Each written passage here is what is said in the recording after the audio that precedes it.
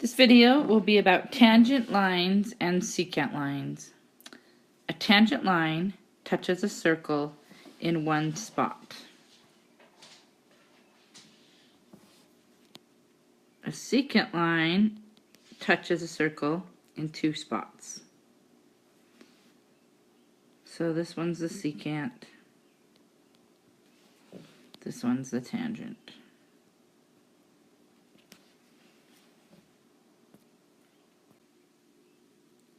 This picture shows a tangent line. This length 9 is a tangent line.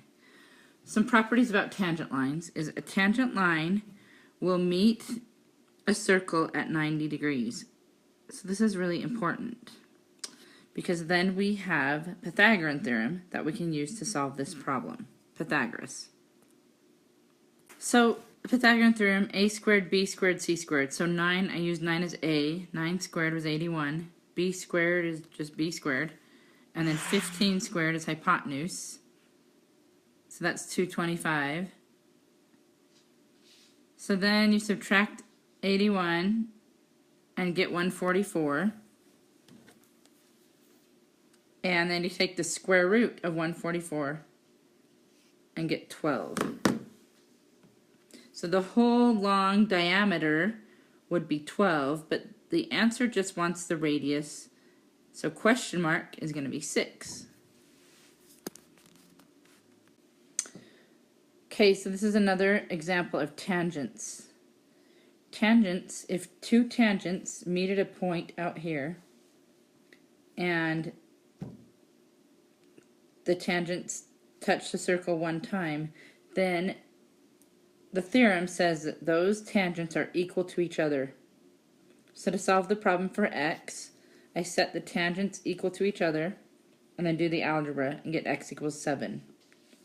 So if x is 7, then you could plug it in and check your work by 7 minus 1 is 6. 2 times 7 is 14. 14 minus 8 is also 6. Okay. Next, secants. These are the properties that we're learning in this chapter about secants. If secant lines, which touch the circle twice, meet somewhere in the center of the circle, somewhere inside the circle, then the property or the theorem is that you add the arcs and divide by 2 to get the angle. So if I add these arcs up, 60 plus 40, I get 100 degrees. And then I divide that by 2, and that gives me 50. So these angles right here, they're vertical angles, so they're equal. They'd both be 50.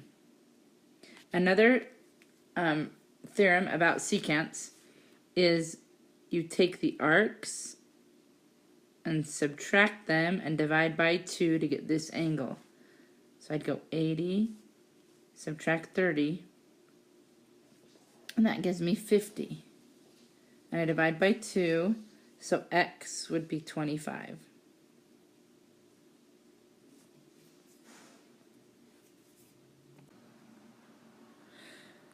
Alright, this picture number 18 is an inscribed angle.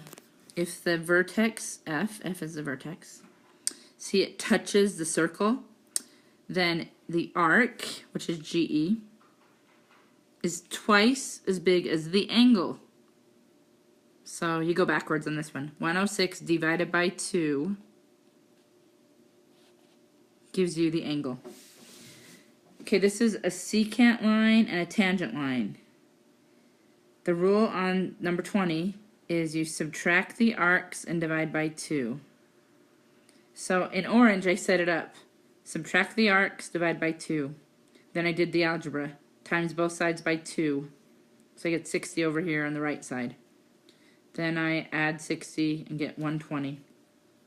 120 subtract 60 is 60. 60 divided by 2 is 30. This is the last problem I'm going to do. Alright, here's the deal.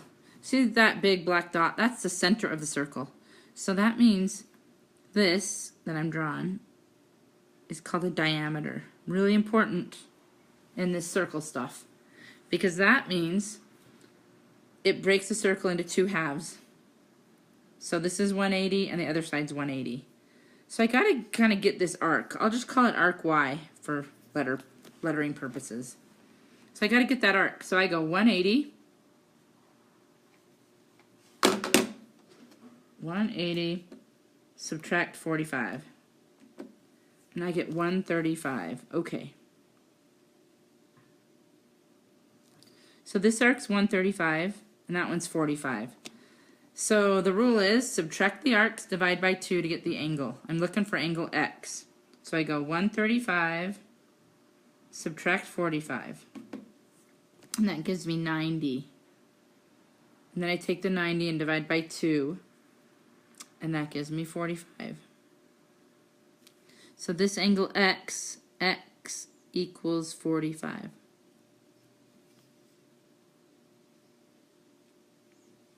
That's all. Secants and tangents.